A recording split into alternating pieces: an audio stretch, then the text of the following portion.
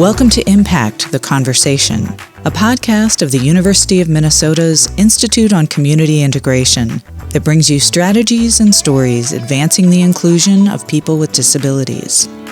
Our guests are the authors of Impact, our long-running magazine that bridges the research to practice gap with professional and personal reflections on what matters most in disability equity today. I'm your host, Janet Stewart.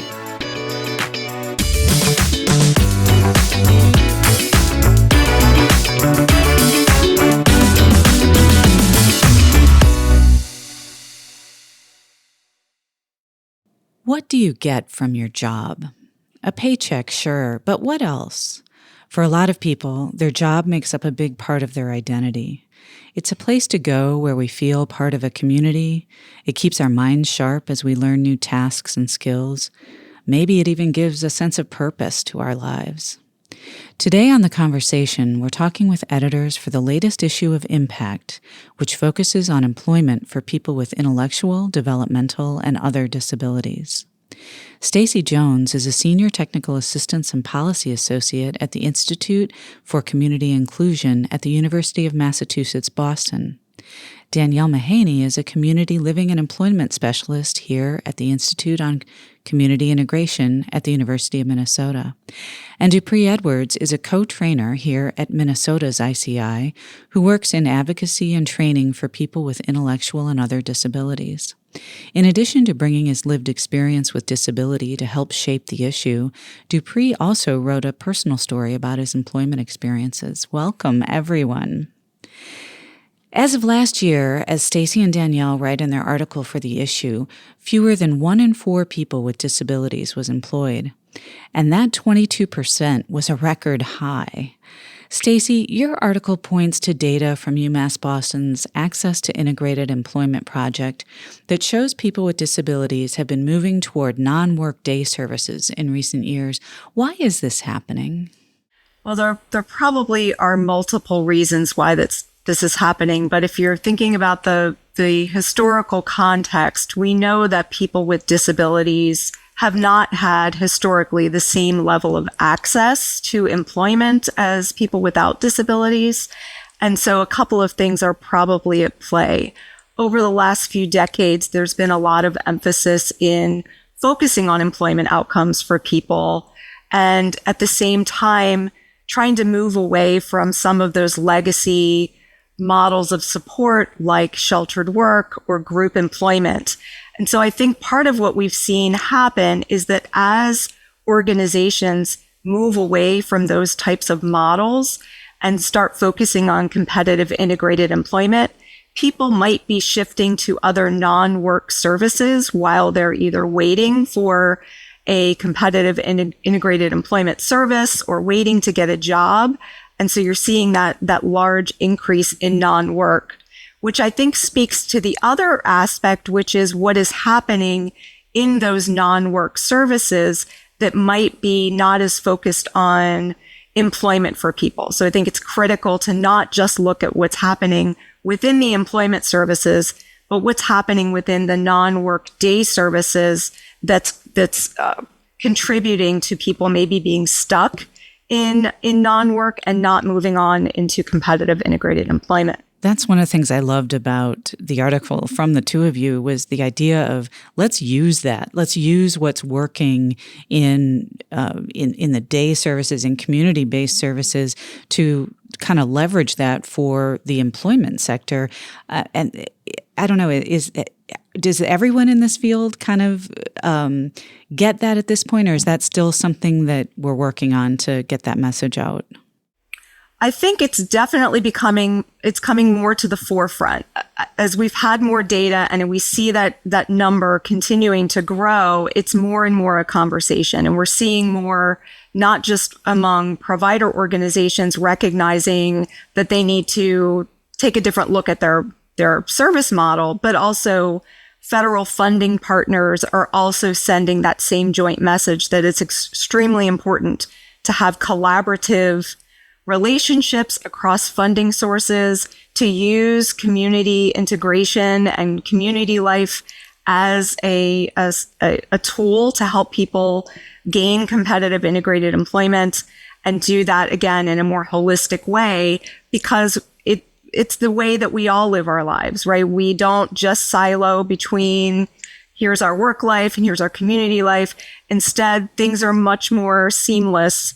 And so being aware of that, not only organizations, but state IDD agencies that fund supports are really now taking a closer look at what's happening in non-work. How do we ensure that as a system, those types of services are actually focused on helping people achieve outcomes like learning new skills, developing new relationships, actually engaged in their communities in ways that make sure that they're actually members of their communities, because all of those things are essential to, in fact, getting a job. That's how most people get their jobs, is through some community connection or through what they know and the skills that they have. So it's becoming more and more a focus area. And I think there's more to come. And I'd love to bring in a little practical information here about how this is working on the ground. Here in Minnesota, we have an initiative called the Minnesota Transformation Initiative. Danielle, can you talk a little bit about what that is and what you're seeing from different providers involved in that? Sure. The Minnesota Transformation Initiative Technical Assistance Center, which we call MTI for short, started in the spring of 2022 with funding from the Minnesota Department of Human Services. It's a pretty large project, and we have a number of different initiatives within MTI. One of the primary things that we do is provide training and technical assistance to provider agencies in Minnesota. The first round of providers that we worked with over the past couple of years were focused on shifting away from the use of subminimum wage toward competitive integrated employment. That round of technical assistance ended this past spring, and we've since expanded our focus to encompass any kind of capacity building around competitive integrated employment or community life engagement in Minnesota. So we do a lot of work with provider agencies. Each provider that we work with in our cohort, technical assistants, has a team of technical assistants staff from MTI who support them to come up with a plan for transforming their services or expanding their capacity to support people to achieve competitive integrated employment. And then we help them implement that over time. Another key piece of what we do with providers is help connect them with each other. So those that are all focused on transformation, on shifting those service models, like Stacy had said, away from those legacy models of center-based employment, group-based employment, some minimum wage employment, toward competitive integrated employment, getting them talking with each other, learning from each other, sharing those lessons learned, sharing that expertise.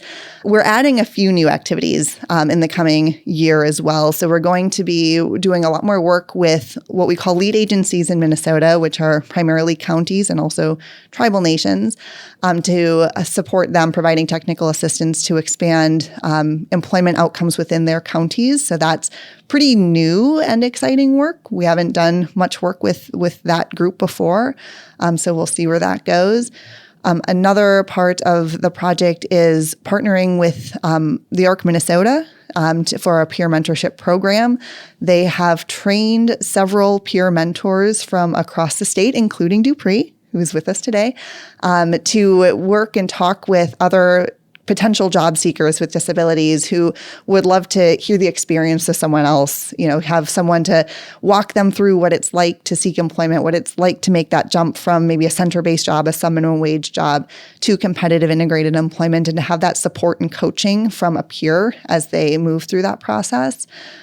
We also offer access to Life Course Connect, which are some online tools for planning and considering employment through our partners at Quillo.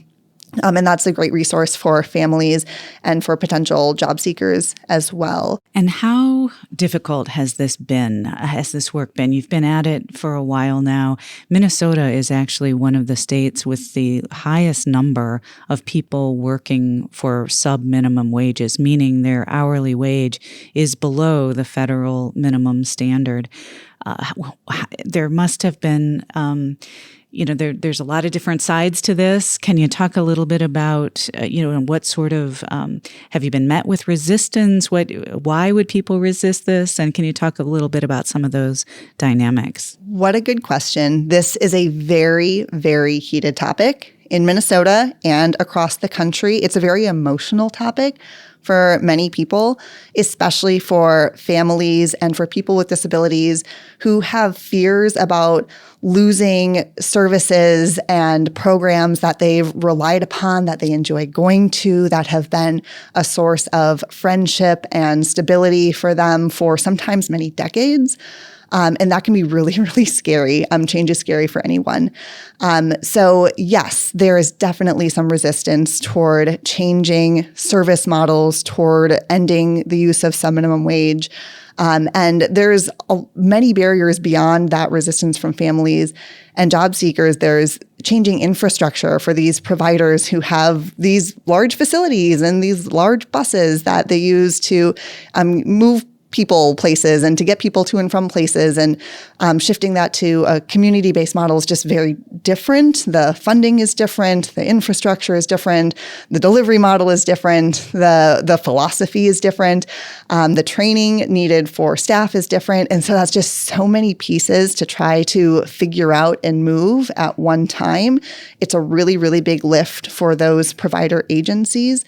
And we see a lot of this resistance and a lot of this fear and concern when this topic comes up, for example, at the legislature. There's been pushes the last couple of years at the Minnesota legislature to phase out sub-minimum wage, and it's been met with a lot of resistance from a variety of stakeholders.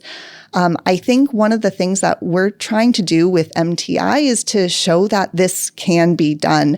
And that's that first round of technical assistance we did. We worked with 7 provider agencies that all ended their use of sub-minimum wage. All 7 of those providers chose to make that decision. We still have sub-minimum wage in Minnesota. Like you said, Janet, we have a heavy reliance upon it in this state. But those 7 agencies, they weren't forced to end sub-minimum wage. They stepped forward and said they wanted to. And there was a huge variety of reasons that they did that. Some of the providers we work with chose to end sub-minimum wage because they see the value in moving toward community-based services and supports. They think that they could get better outcomes and better quality of life for the people they support by doing so. So they were very philosophically on board with that shift. There were also some providers we worked with who weren't philosophically on board with that shift, but just saw the drumbeat of change coming in policy and thought they would rather get some support and some grants to make that change now rather than be forced to do it later, possibly without that extra money and support that came with participating in the grant program over the past couple of years. And all 7 of those providers that ended sub-minimum wage are still open.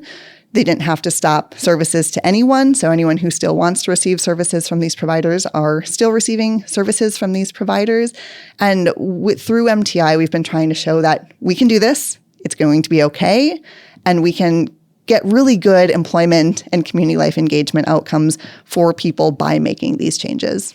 And I love that you've just said, you've seen so many people getting into jobs that they actually love. In putting this issue together, we talked with people who used to be just in a center-based environment. Now there's one woman who's working at the sports arena in Duluth, and she's a huge sports fan. And she talks about when she went home to her family and told them she got a job at this arena. Just incredible stories. And, Dupree, you've never worked in a sheltered workshop, but you've had a lot of interesting jobs in competitive employment. You've worked at the grocery store chain.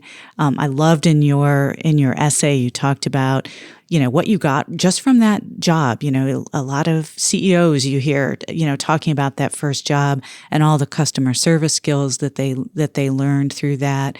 And then, you went on to do some rapping, to do some different kinds of media even before you came to ICI. Can you talk a little bit about the fun that you've had on some of these jobs? What's that feeling like when you're actually earning that paycheck? What goes through your mind? Well, for Danielle, we work the peer-to-peer mentor site, and mostly what we worked over the past year was with Rise. Mm-hmm. Rise is a very big example of, it's ending some minimum wage and transitioning. They're building sites all over the Twin Cities and the Metro. So yeah, I just wanted to shout out to them. But and they're in our issue as well. And they're in the issue as well. Exactly. Yeah. And I think, like I told you in the art essay, I don't think that I wanted to, I didn't think shelter workshops at that time was bad. And plus, I wanted to earn money. I wanted to earn things. I never know what it felt like to earn a paycheck, or, when I first got the paycheck, it was fun to get paid. It was fun to get money and actually get something that you don't normally get when you're not working. And I learned the different skills and customer service skills and things like that. Like I said in the essay or the article, that it was very difficult for me to adjust to the back in groceries, and because I was at a store that had drive up, and sometimes it was hurting my back, and I wasn't as fast as I was before. So I switched to a store that didn't have drive up. What I got, and then I was still kind of slow with the groceries, but I got to know the customers. I got to know everything. I know I was going through a lot of other stuff in my life during that time, but I made it work. And I, thing about me for customer service is that I'm a people person, and I like to make people smile. I like to talk to people and everything like that. Well, Upstream Arts is also in the article too. In 2018, I went to Upstream Arts to ask for a job. They said, we think about it. And that was my first dream job that I wanted. And I was their first participant that they hired because I was in their classes before I started to work with them. Before I even got into ICI, I was really, big on the disability community. When I went to Pittsburgh, and I wasn't part of ICI, but Danielle invited me to Pittsburgh, and I met Stacy, and I met all that. We talked about, what the peer-to-peer mentor program that they were starting. I was there. It opened a lot of doors for me. So yeah, so I'm part of ICI now, and I like it. And this is also my dream job, because I'm in my dream jobs now. And like, for people that want to get into their dream job right away, it's not always realistic. Sometimes what I've done is that I try to, give what the day programs gives me, and make it work, and try to develop skills and things like that. So ICI at UMass Boston has really done a huge body of work in this area. As you hear Dupree talking about some of the work that he's done, and you think about the individuals that you've worked with over the years, what do you think collectively this work, what kind of difference has it made? Yeah, we at the University of Minnesota, ICI, have been so grateful for our partnership and collaboration over the years, over the decades with UMass Boston, ICI.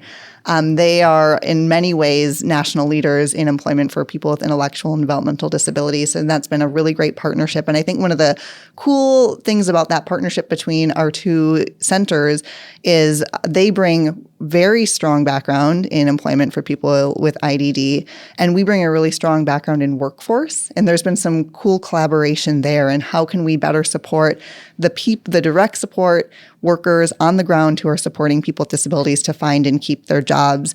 This is a podcast, so if you are a podcast listener interested in employment for people with disabilities, MTI will be launching a podcast very soon this month that is intended for employment consultants, employment specialists, people who support people with disabilities to find jobs.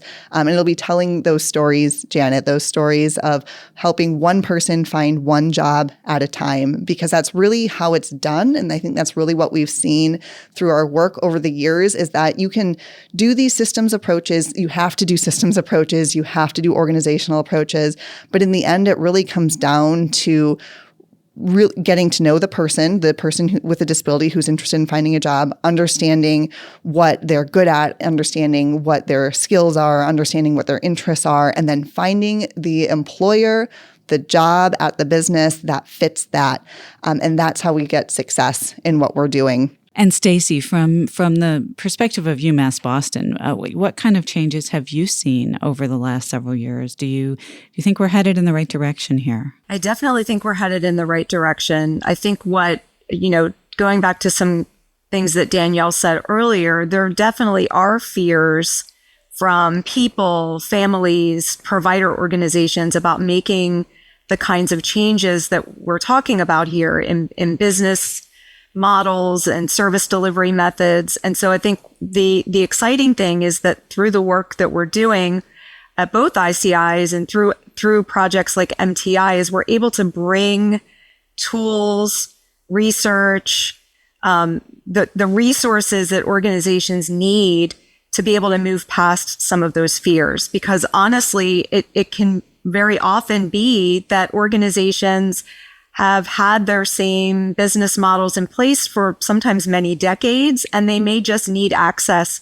to better understand how to make those changes. Sometimes this can take multiple years and different levels of support. So the things that ICI UMass has by way of toolkits that are based on research and talking to experts that have already done the work, I think makes this these kind of changes and the kind of outcomes that both Danielle and Dupree talked about, makes them a little bit more accessible and less scary. And then we have the ability to capture stories from some of the transformation. So stories are the best way to show others what's possible. Whether it's a personal story like Dupree sharing about his life, his journey, his employment, but also making sure that we show all kinds of stories of people that whose lives look different, who maybe have different support needs, different journeys and different ways that they've gotten to where they are. So those are other tools that we feel really strongly about, of highlighting personal stories and provider organization practices. And something that I touched on earlier, some of ICI's work also involves working directly with state intellectual and developmental disabilities agencies around systems change. So we are one half of the State Employment Leadership Network, or SELN, which is a joint initiative between ICI UMass Boston and the National Association of State Directors of Developmental Disabilities, or NASDs. And that's a membership organization made up of states across the country. We're actually headed into our 19th year.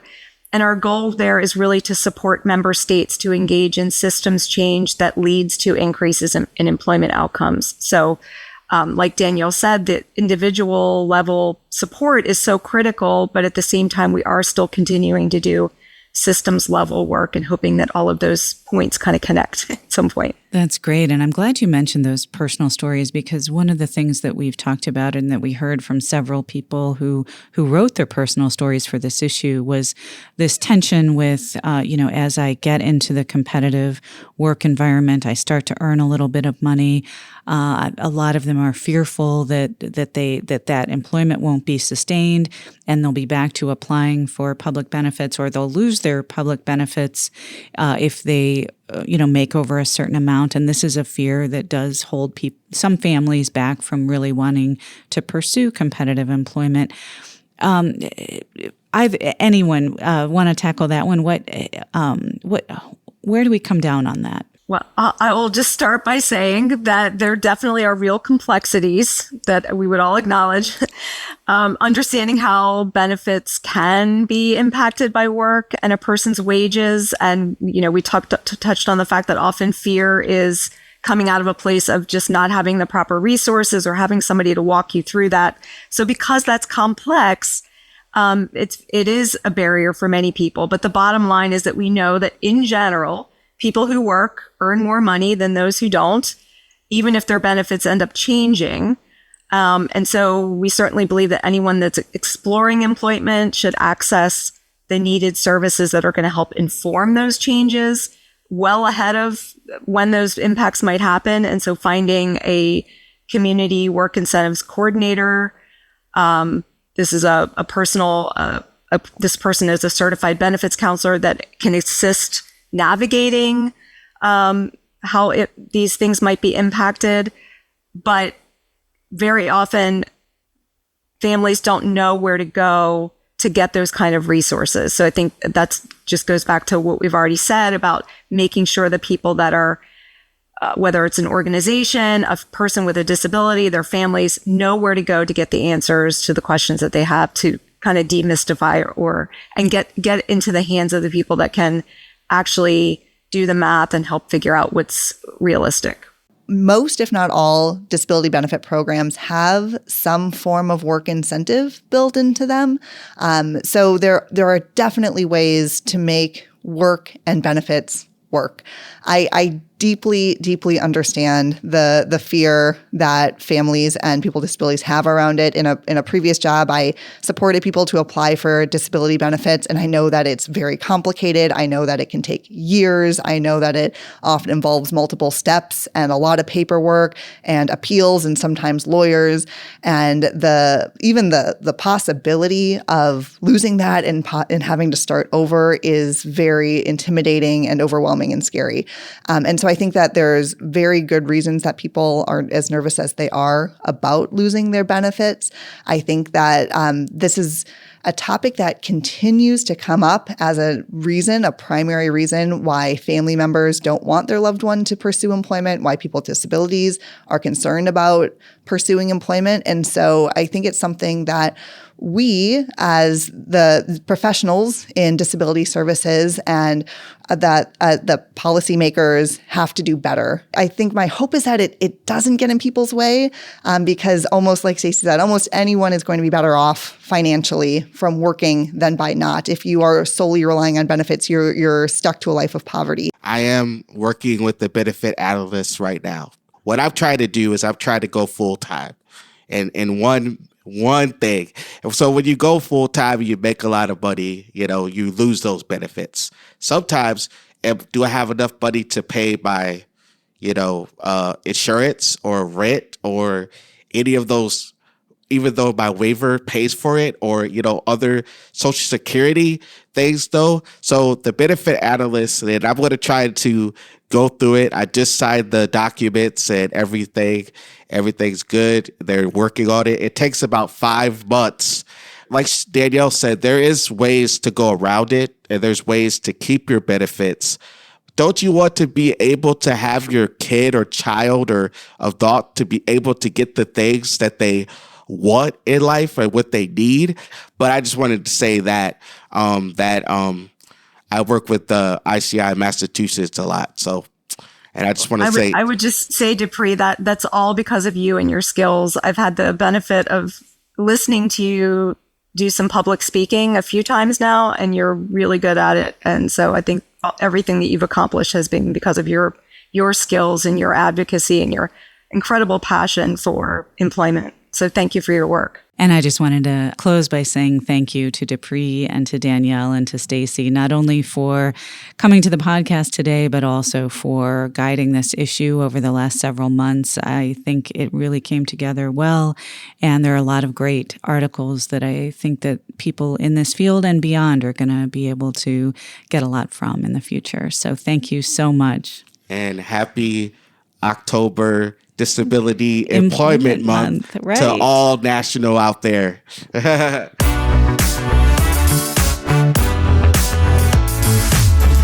Thanks for joining the conversation. If you'd like to reproduce all or part of this podcast, please email icipub@umn.edu. Our show is co-produced at the University of Minnesota's Institute on Community Integration by Impact Managing Editor Janet Stewart and ICI media producer Pete McCauley. Skylar Mihailov is our editor. Graphic designers are Connie Burkhart and Sarah Kurtner. For more information on the Institute and all of our products and projects, please visit ici.umn.edu.